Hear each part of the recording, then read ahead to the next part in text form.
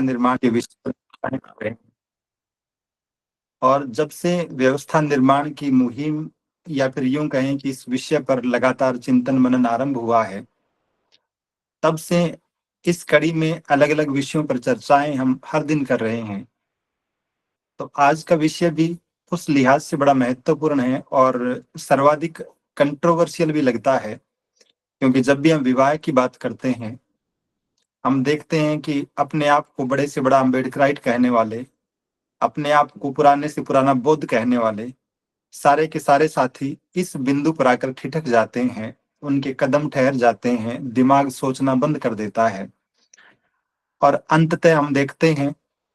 कि बौद्ध बने हुए लोग भी अपनी ही जाति के बौद्ध बने हुए दूसरे लोगों में विवाह कर रहे होते हैं,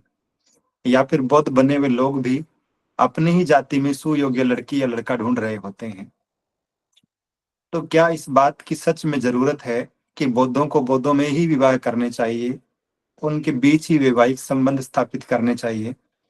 या फिर सदियों पुराना जो ढांचा सामाजिक ढांचा बना हुआ है, हमें भी उसी का अनुसरण करना चाहिए? इस बात का जवाब ढूंढने के लिए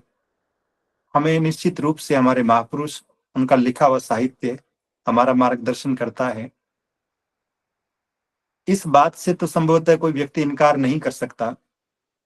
कि जिस सामाजिक ढांचे में, जिस सामाजिक परिवेश में हम रहते हैं, वहां विवाह की नितांत आवश्यकता रहती है और वो एक अनिवार्य आवश्यकता है। अपवाद स्वरूप ही कुछ लोग होते हैं जो आजीवन विवाह न करने का संकल्प लेते हैं और उसका आजीवन निर्वहन भी करते हैं। अन्यथा तो बहुसंख्यक लोग विवाह को एक अनिवार्य आवश्यकता मानते हैं और निश्चित रूप से उसके अनुसार अपने जीवन को ढालते भी हैं। दूसरा सवाल ये कि जब विवाह करना ही है तो किन के साथ किया जाए, किन लोगों के साथ किया जाए, किस परिवार के साथ किया जाए? और बाबा साहब डॉक्टर अम्बेडकर 1916 में जब कोलंबिया जाते हैं, वहां अपनी थीसिस लिखते हैं सबसे पहले जाति की उत्पत्ति के बारे में, और वो आधुनिक भारत में सही मायने में पहली रिसर्च थी, बहुत ही साइंटिफिक, कास्ट की उत्पत्ति के बारे में, उसकी संरचना के बारे में, उसके विकास के बारे में। और उसी रिसर्च में बाबा साहब डॉक्टर अम्बेडकर भारतीय जो सामाजिक ढांचा है, जो परंपरागत ढांचा है, उसमें मैरिज करने का जो सिस्टम है, विवाह की जो प्रथा है, और विशेष रूप से जो सहजातीय विवाह की प्रथा है, उस पर बात करते हुए कहते हैं कि अपनी ही जाति में विवाह करने की परंपरा का विकास इस वजह से किया गया ताकि जाति और मजबूत हो सके, उसे तोड़ने, उसे भेदने का सामर्थ्य कोई न जुटा सके। क्योंकि जब भी कोई जाति से बाहर जाकर विवाह करने की सोचेगा, निश्चित रूप से जाति की दीवार में दरार आएगी। तो एक दूसरी व्यवस्था ने अपनी जाति प्रथा को मजबूत बनाए रखने के लिए, उसे सदियों सदियों तक स्थापित किए रखने के लिए सहजातीय विवाहों की परंपरा का विकास किया, उसे लागू किया, और लोग उसका अनुसरण करते चले गए। वो किसी भय के वशीभूत किया हो या फिर अपनी इच्छा से कुछ जातियों का अनुसरण करते हुए। लेकिन ये कड़वी सच्चाई है आज भी कि बहुसंख्यक भारतीय अपनी ही जाति में ही विवाह करने की सोचते हैं। दूसरा, एक और उदाहरण, एक और स्पष्टीकरण जो इस संबंध में हमें मिलता है कि विवाह का पैटर्न क्या हो, हम किन लोगों के साथ, किन परिवारों के बीच वैवाहिक संबंध स्थापित करें। क्योंकि बाबा साहब डॉक्टर अम्बेडकर का पूरा जीवन जाति की अवधारणा के खिलाफ रहा है। उम्र भर बाबा साहब जाति के खिलाफ संघर्ष करते रहे, और यूं कहें कि उनका जो ड्रीम प्रोजेक्ट है वो है जाति विहीन भारतीय समाज का निर्माण करना। एक ऐसा समाज, एक ऐसा देश जिसमें जातियां नहीं हैं। तो जब भी हम जाति विहीन समाज की बात करेंगे, तो स्वाभाविक रूप से बाबा साहब डॉक्टर अम्बेडकर इस सहजातीय विवाह प्रथा के तो बिल्कुल ही खिलाफ खड़े प्रतीत होते हैं। दूसरा उदाहरण आता है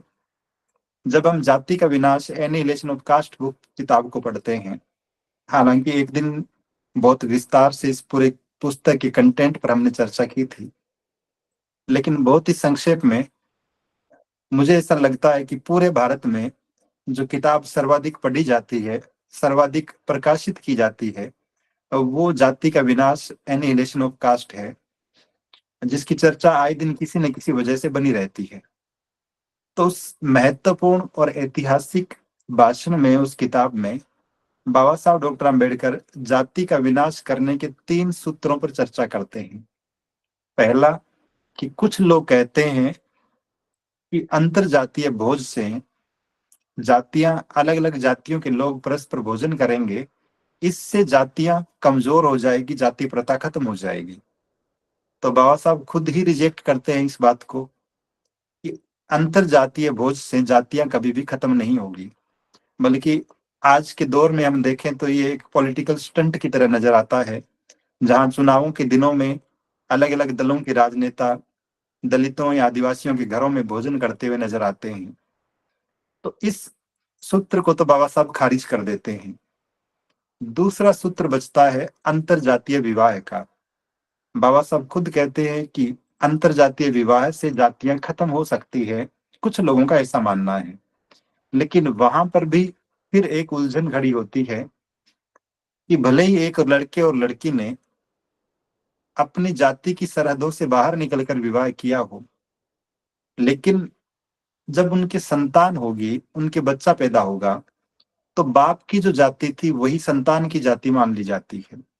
तो ऐसे में जिस जाति को आप खत्म करने की बात कर रहे थे, जिसके विनाश की सोच रहे थे, तो वो सही मायने में नष्ट नहीं होती, उसका विनाश नहीं होता, तो वो ठीक उसी तरह से एग्जिस्ट करती रहती है। माता पिता ने जरूर हिम्मत दिखाई कि अपनी जाति की सरहदों को लांघकर विवाह किया, लेकिन उसके बाद भी चूंकि वो उसी धार्मिक व्यवस्था का हिस्सा बने रहते हैं, इस वजह से जाति तब भी बनी रहती है। वो पिता की जाति, माँ की जाति भले ही लुप्त हो जाए संतान के नाम के साथ, लेकिन पिता की जाति तब भी बनी रहती है। जाति का विनाश पुस्तक में बाबा साहब डॉक्टर अम्बेडकर जो तीसरा और सबसे कारगर, सबसे उपयोगी, सबसे क्रांतिकारी जो रास्ता बताते हैं जाति को खत्म करने का, वो चूंकि बाबा साहब गहरा रिसर्च करते हैं इस विषय पर और कहते हैं कि इन तमाम चीजों की जड़ें धर्म ग्रंथों में हैं, बाबा साहब उन धर्म ग्रंथों को डायनामाइट से उड़ाने तक की बात करते हैं। और उनका पूरे के पूरे आंदोलन का, उनके पूरे के पूरे अध्ययन का सार इस रूप में सामने आता है कि यदि आपको जाति व्यवस्था को खत्म करना है, जाति को खत्म करना है, तो आपको इस धार्मिक व्यवस्था से बाहर निकलकर धम्म की शरण में आना पड़ेगा, आपको बौद्ध बनना पड़ेगा, जहां जातियों का अस्तित्व नहीं है, सारे के सारे लोग बौद्ध कहलाते हैं। और इसी उद्देश्य की पूर्ति के लिए अक्टूबर 1956 में हम देखते हैं कि विश्व की सबसे बड़ी धार्मिक क्रांति होती है और लाखों लोग बाबा साहब डॉक्टर अम्बेडकर के साथ बौद्ध बनते हैं। तो जब बाबा साहब डॉक्टर अम्बेडकर का बिल्कुल स्पष्ट मापदंड था कि जातियों के विनाश के लिए हमें बौद्ध बनना है, तो ऐसे में यदि बौद्ध बनने के बाद हम अपनी जाति में विवाह करने की सोचते हैं, तो फिर ये एक तरह से भद्दा मजाक बनकर रह जाता है। हम बौद्ध क्यों बने थे? क्योंकि हमें जाति खत्म करनी थी।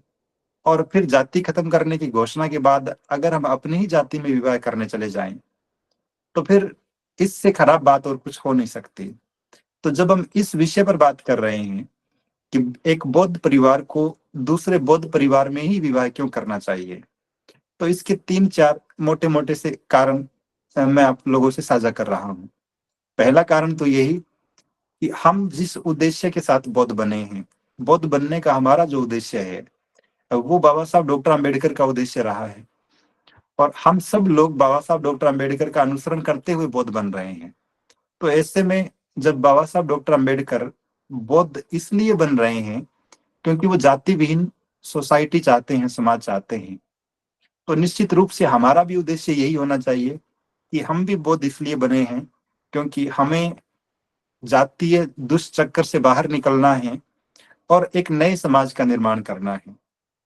तो एक सबसे बड़ा उद्देश्य, सबसे बड़ा कारण कि बौद्धों को बौद्धों के बीच ही विवाह क्यों करना चाहिए। और जब हम बौद्धों की बात कर रहे हैं तो इसका मतलब ये नहीं है कि आपने अपनी ही जाति के बौद्ध बने हुए किसी दूसरे आदमी को ढूंढ लिया और उसके यहाँ लड़के या लड़की के साथ विवाह कर दिया हो, बल्कि हम पूरे बौद्ध समाज की बात कर रहे हैं, पूरे देश के बौद्धों की बात कर रहे हैं। तो अगर आप सच में जाति का विनाश चाहते हैं, उस स्तर पर जाकर बाबा साहब डॉक्टर अम्बेडकर के विचारों को लागू करना चाहते हैं, तो एक प्राथमिक कारण तो ये बन जाता है, बौद्धों में ही विवाह क्यों करें? क्योंकि हम बौद्ध इसलिए बने हैं कि हम जाति को खत्म करना चाहते थे, और जाति को खत्म करना चाहते हैं तो फिर जाति में विवाह करने की बात, अपने बेटी या बेटी का रिश्ता अपनी ही जाति के लोगों में ढूंढने के ख्वाब पालना, ये बाबा साहब डॉक्टर अंबेडकर के विचारों के साथ एक तरह से विश्वासघात है। एक बड़ा कारण तो ये। दूसरा कारण कि एक बौद्ध परिवार को दूसरे बौद्ध परिवार में ही विवाह क्यों करना चाहिए? हम विवाह नाम का जो उपक्रम है, यदि इसको थोड़ा सा समझना चाहें कि विवाह करने का उद्देश्य क्या है, तो ये स्पष्ट होता है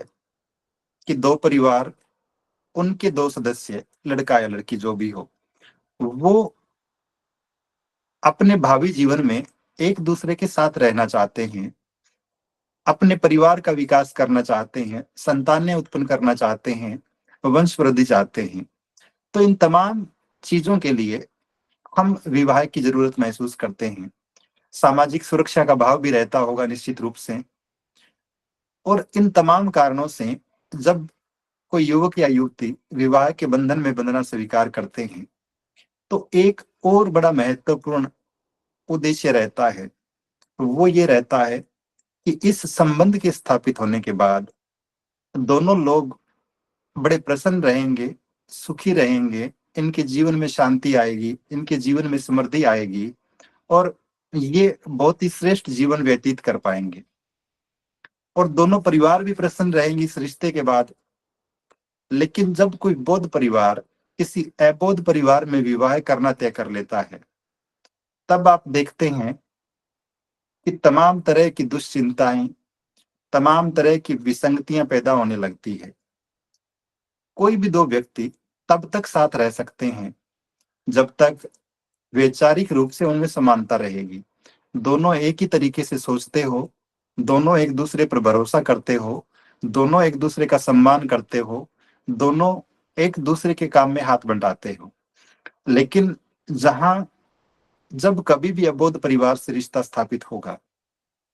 तो वहां निश्चित रूप से संबंधों में दरार उभरनी शुरू होगी। उदाहरण के लिए यदि हम बात करें, आधुनिक संदर्भ में हम देखें, अपने आस पड़ोस में लोगों को देखें, वैवाहिक संबंधों में जितने भी झगड़े होते हैं, उनके कारण क्या नजर आते हैं? अगर किसी का तलाक हो रहा है, किसी के घर में मारपीट हो रही है, तो इन चीजों के कारण क्या है? एक बड़ा कारण तो ये नजर आता है कि जीवन संगिनी या जीवन साथी, उन दोनों में से जब कोई व्यभिचारी हो जाता है, तो वो अपनी मैरिड लाइफ के अतिरिक्त कहीं और अफेयर की सोचने लगता है। तब दोनों के संबंधों में दरार आनी शुरू होती है। दोनों एक दूसरे को संदेह भरी नजरों से देखने लगते हैं। दोनों का भरोसा निश्चित रूप से आपस में कमजोर होता है, और ये कारण अंततः धीरे धीरे तनाव का कारण बनता है। यही तनाव बाद में झगड़े का रूप लेता है। यही झगड़ा बाद में अदालत में जाता है, और अंततः बात तलाक तक पहुंच जाती है। लेकिन जब हम किसी बौद्ध परिवार में रिश्ता स्थापित करने की बात करते हैं, जहां सुबह शाम पंचशील का गायन किया जाता हो, बुद्ध और उनका धम्म ग्रंथ पढ़ा जाता हो, और परिवार के सदस्य हर दिन इस बात के लिए संकल्पित होते हो, पंचशील की बात करते हुए कि व्यभिचार करना खराब बात है, बुरी बात है, हमें इससे बचना चाहिए, या फिर मैं ऐसा नहीं करने की शिक्षा ग्रहण करता हूँ, करती हूँ, तब निश्चित रूप से ये परिवार इस विसंगति से बच जाता है। एक दूसरा बड़ा कारण देखेंगे आप झगड़े होने का, तो बहुत से परिवारों में जीवन साथी, विशेष रूप से जो पुरुष है, वो किसी न किसी प्रकार के नशे का सेवन कर रहा होता है। वो शराब पी रहा हो या किसी और नशीले पदार्थ का सेवन कर रहा हो। और जब कोई भी माँ बाप, कोई भी संस्कारी लड़की या फिर कोई भी समझदार लड़की इस बात को कतई पसंद नहीं करेगी कि उसका जीवन साथी शराबी हो, उसका जीवन साथी किसी मादक पदार्थ का सेवन करता हो, उसके पति या उसके जीवन साथी की छवि किसी नशेड़ी आदमी के रूप में हो। लेकिन जब परिवार में इस तरह की चीजें होती है, तो एक सीमा तक तो लोग सहन करते हैं, महिलाएं सहन करती है। हो सकता है कुछ लोग बहुत गर्व के साथ कहते हैं, बताते हैं कि हमारी दादी, हमारी माँ अनपढ़ थी, फिर भी मम्मी पापा या दादा की हर एक बात को सहन करती थी। कुछ दूसरी व्यवस्था के लोग भी बहुत गर्व के साथ कहते हैं कि प्राचीन भारत में तलाक जैसी कोई परंपरा नहीं थी, तलाक होते ही नहीं थे। और ऐसा कहते हुए वो अपनी संस्कृति को बड़ा और महान बताने का प्रयास करते हैं। लेकिन अगर कोई महिला उम्र भर घुटती रहे, अपने जीवन साथी की, अपने शराबी जीवन साथी की यातनाएं सहन करती रहे, उसका विरोध ना करे,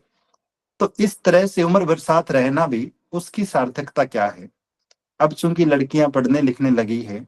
वो बराबरी की बात करने लगी है, समानता की बात करने लगी है, न्याय की बात करने लगी है, तो स्वाभाविक रूप से जब कोई लड़का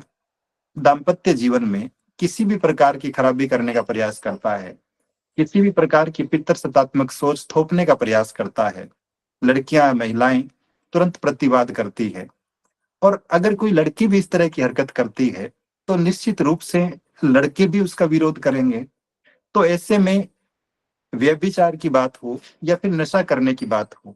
अगर किसी बौद्ध परिवार ने किसी अबौद्ध परिवार को चुना है जहां सदाचरण परंपरा नहीं है, सदाचरण व्यवहार का हिस्सा नहीं है, तो निश्चित रूप से विसंगतियां पैदा होगी। और जिस सुखी और श्रेष्ठ जीवन के लिए विवाह संबंध स्थापित हुआ था, उसका बिल्कुल उल्टा घटित होगा। ठीक इसी तरह से कोई परिवार यदि दहेज की बात करता है और इस वजह से घर में विवाद पैदा होता है, बात तलाक तक पहुंचती है, दहेज के कितने ही मामले दर्ज होते हैं। लेकिन जब बौद्धों की हम बात करते हैं, बौद्ध बनने की बात करते हैं, तो वहां तो दहेज देना कोई परंपरा है ही नहीं, वहां तो दहेज का नाम तक कोई नहीं ले रहा है। तो ऐसे में देश में महिलाओं पे जितने अत्याचार हो रहे हैं दहेज के नाम पर, पारिवारिक बिखराव जो देख रहे हैं हम, विखंडन जो देख रहे हैं, उन तमाम चीजों का सीधा सीधा समाधान हो जाता है जब हम एक बौद्ध परिवार दूसरे बौद्ध परिवार को ही चुनता है, अच्छे और सच्चे बौद्ध परिवार को चुनता है। तो इस तरह से आप उस चीज से भी दूर हो जाते हैं। एक और बड़ी समस्या आती है। ये बात तो सही है कि महिलाओं पे अपराध होते हैं, उनके खिलाफ हिंसा होती है, लेकिन आंकड़े इस बात की गवाही देते हैं कि महिलाओं के खिलाफ जितनी हिंसा होती है, उसमें सबसे ज्यादा घरेलू हिंसा होती है। परिवार के लोग ही उनके साथ हिंसक बर्ताव करते हैं। जब आप बौद्ध बन जाते हैं, तब आप पाणातिपाता वीरमणि पढ़ रहे होते हैं, उसे अपने आचरण में उतारने का अभ्यास कर रहे होते हैं, इस बात के लिए संकल्पित हो रहे होते हैं कि मुझे किसी भी प्रकार की हिंसा नहीं करनी, मनुष्यों की तो बात ही क्या,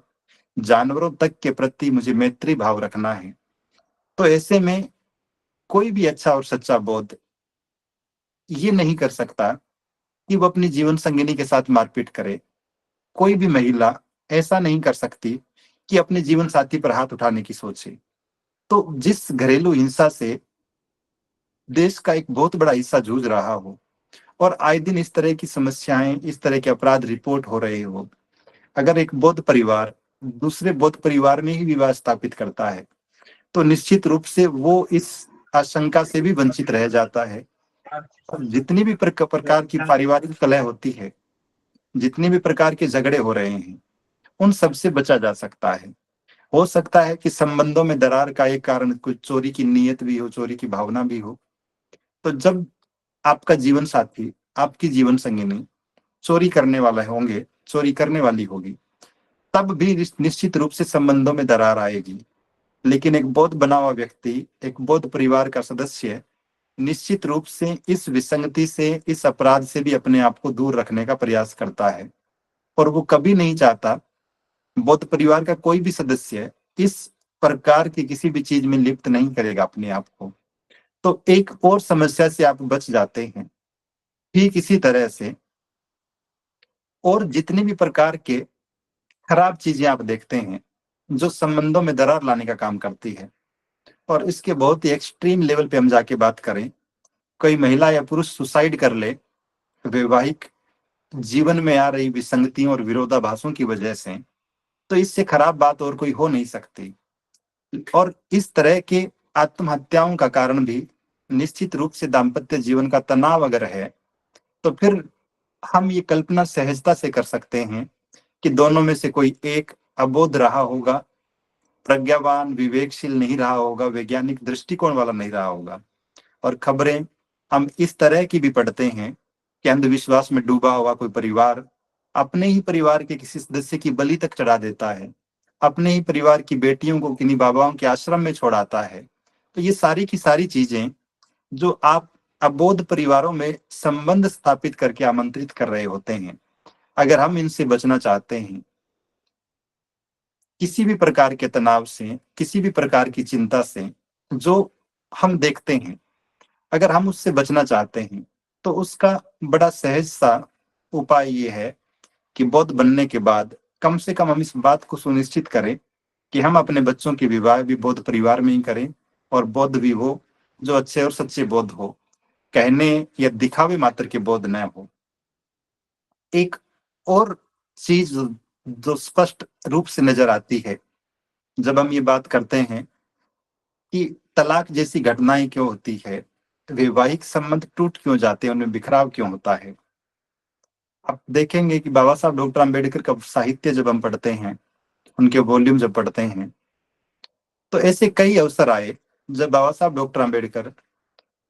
कई बार अखिल भारतीय अनुसूचित जाति महिला सम्मेलनों में भाग लेते हैं और वहां जाकर बहुत ही शानदार ढंग में महिलाओं और लड़कियों को संदेश देते हुए वक्तव्य देते हैं, और इस बात को स्पष्ट करते हैं कि दलित आदिवासी लड़कियों की, नव युवतियों की जिम्मेदारियां क्या है। उन्हें निश्चित रूप से विवाह तो करना चाहिए, लेकिन लड़का ऐसा हो जो उन्हें दोस्त की नजर से देखता हो, दोस्त की तरह मानकर व्यवहार करता हो, अपनी पुरुषवादी सोच उन पे नहीं थोपता हो। तो जहां समानता की बात है, जहां एक दूसरे की स्वतंत्रता का सम्मान है, निश्चित रूप से ऐसे संबंध स्थायी होंगे, लंबे समय तक चलेंगे। अभी 2024 में जब चुनाव हो रहे थे, लोकसभा के चुनावों की चर्चाएं चल रही थी, तो न्यूज़पेपर में एक खबर मैंने पढ़ी कि किसी लड़के और लड़की की सगाई हो रखी थी, और जब वो मिलते हैं तो किसी राजनीतिक विषय पर चर्चा करने लगते हैं, और उस चर्चा से निकल के ये आता है कि पता लगता है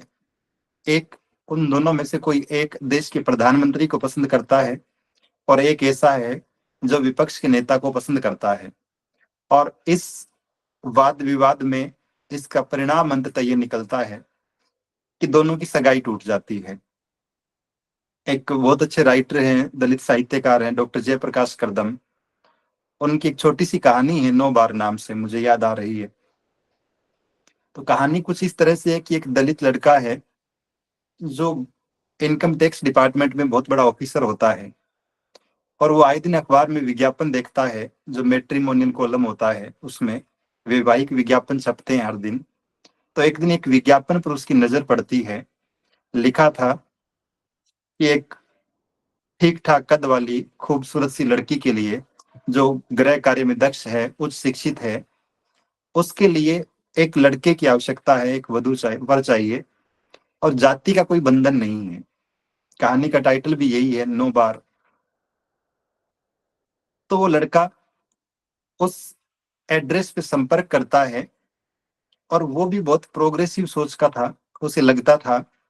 वो अपनी पूरी डिटेल्स लिखकर भेजता उस लड़की के परिवार को कि मेरा नाम ये है, मेरी उम्र ये है, मैं इस पद पे कार्यरत हूँ, मेरी सैलरी ये है, अपने पूरे बैकग्राउंड के बारे में। एक बार तो वो सोचता है कि मैं अपनी जाति भी बता दूं,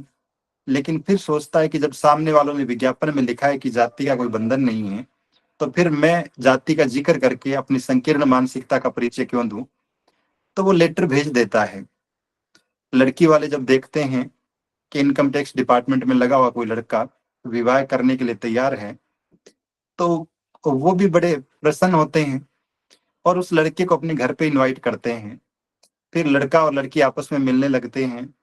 कुछ दिनों बाद जब एक दूसरे को अच्छी तरह से समझ लेते हैं,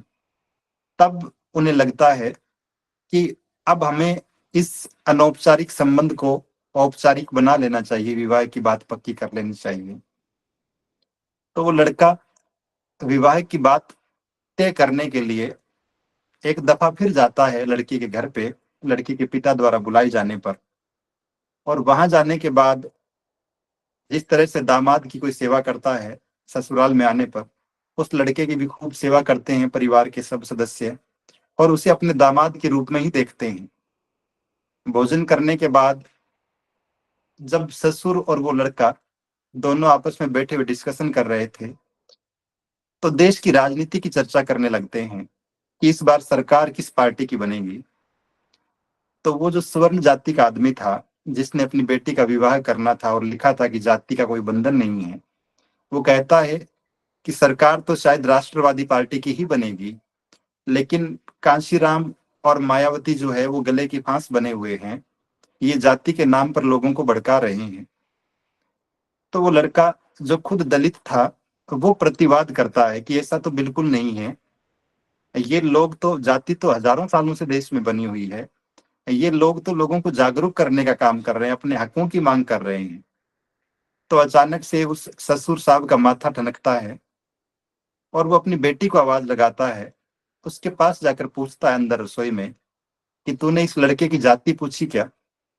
ये किस जात का है। तो लड़की कहती है कि आपने ही तो कहा था कि जाति का कोई बंधन नहीं है, तो मैं भी भला क्यों पूछती इसकी जाति को, ये मुझे पसंद करता है, मैं इसे पसंद करती हूँ, इसके अलावा तो और कुछ बचता ही नहीं है। तब वो व्यक्ति कहता है, वो स्वर्ण पुरुष कहता है अपनी बेटी को कि ये बात तो सही है कि मैं जाति को नहीं मानता, हमारा परिवार जाति को नहीं मानता, लेकिन हम अपनी बेटी का विवाह किसी चूड़े चमार के साथ भी तो नहीं कर सकते। तो कहानी कुल मिलाकर इस बात को बताती है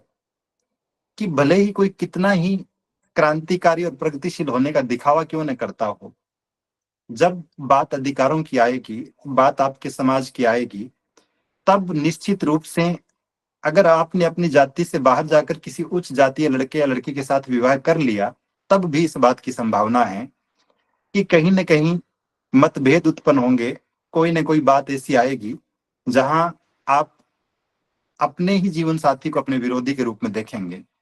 इससे कितने ही उदाहरण हमें देखते हैं। मेरी उम्र ज्यादा नहीं है और न मुझे सार्वजनिक जीवन में लंबे समय तक काम करने का अनुभव है, लेकिन पिछले 8-10 वर्षों के ऐसे दर्जनों उदाहरण मैंने देखे हैं जहां किसी नीची समझी जाने वाली जाति की लड़की ने किसी तथाकथित उच्च जातीय लड़के से विवाह किया। लड़की अच्छे पद पर रही होगी, राजनीति में अच्छी रही होगी, लेकिन विवाह के बाद उनके उच्च जातीय जीवन साथी ने जिस तरह से उनके पद का दुरुपयोग किया, जिस तरह से, जिस जाति या जिस समाज से वो लड़की थी, उसी के समाज को गालियां देने का काम किया। वो इस बात को बताता है बेहतर ढंग से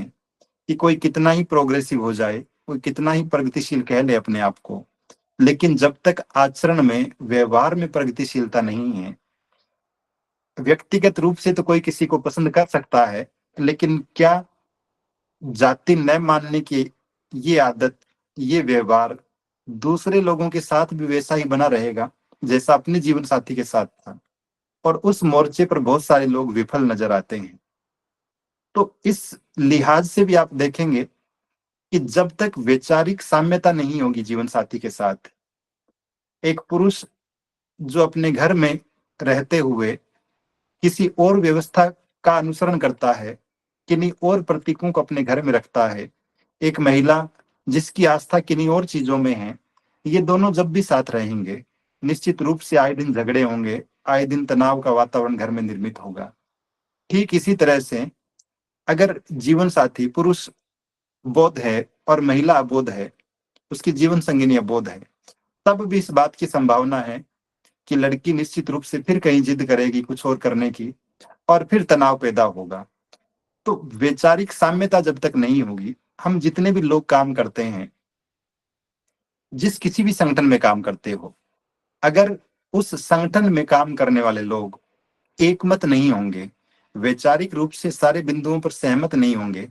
तो वो एक दिन भी साथ टिक नहीं पाएंगे। तो मूल रूप में विचार बड़े महत्वपूर्ण हैं,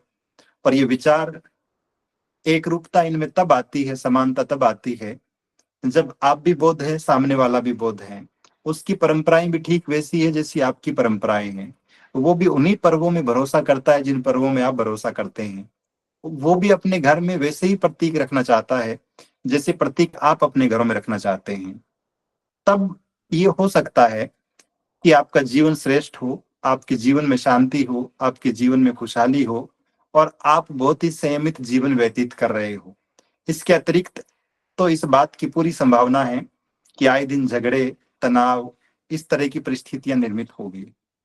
एक और बड़ा कारण, हम जिस बेटे या बेटी का विवाह करने की सोचते हैं, निश्चित रूप से एक परिवार ने, एक माता पिता ने, और यदि कोई बौद्ध परिवार है, हमने कम से कम 20-25 साल खर्च किए हैं अपने बेटे या बेटी को लिखाने पढ़ाने में, उसे योग्य बनाने में, उसे धर्म की शिक्षा देने में। तो कुल मिलाकर यूं कहा जा सकता है कि हमारी संतानें हमारे धर्म की उत्तराधिकारी है। हमारी संतानें हमने उम्र भर जो किया है उस काम को आगे बढ़ाने वाली है।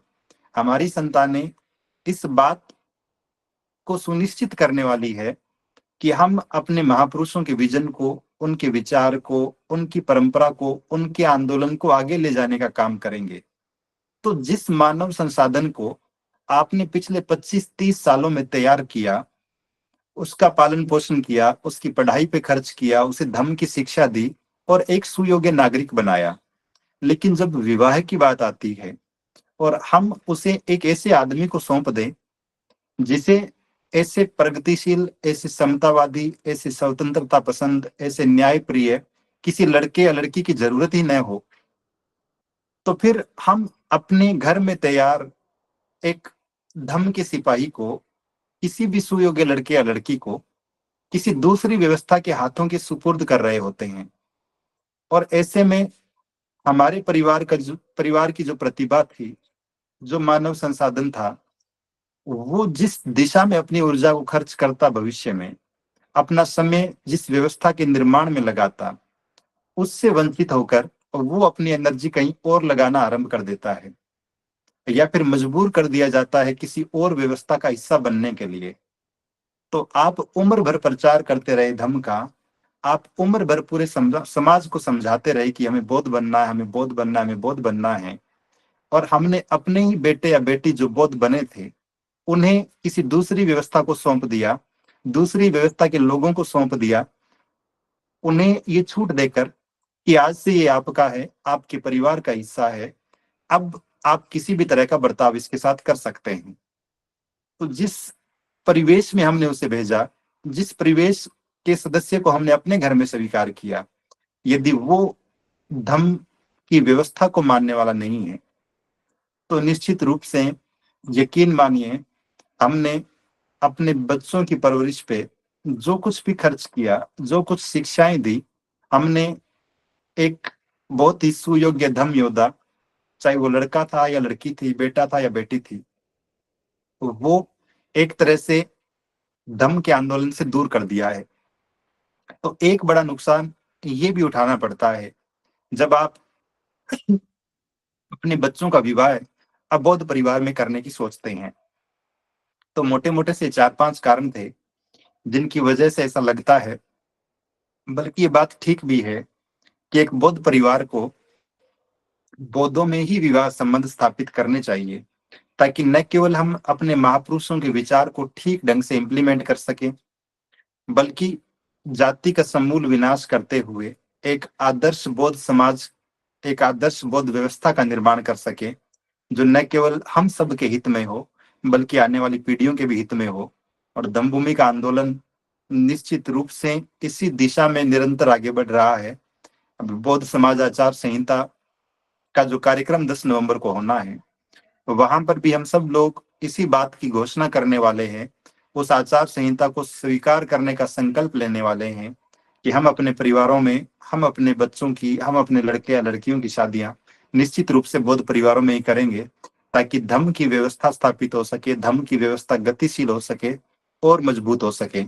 और निश्चित रूप से श्रद्धेय बनते राहुल जी इस दिशा में बहुत ही क्रांतिकारी कार्य कर रहे हैं। तो मैं उन्हें हार्दिक साधुवाद ज्ञापित करके अपनी बात को यहीं विराम दे रहा हूँ। आप सभी ने बड़े ध्यानपूर्वक सुना, आप सभी को बहुत बहुत साधुवाद। नमो बुद्धाय।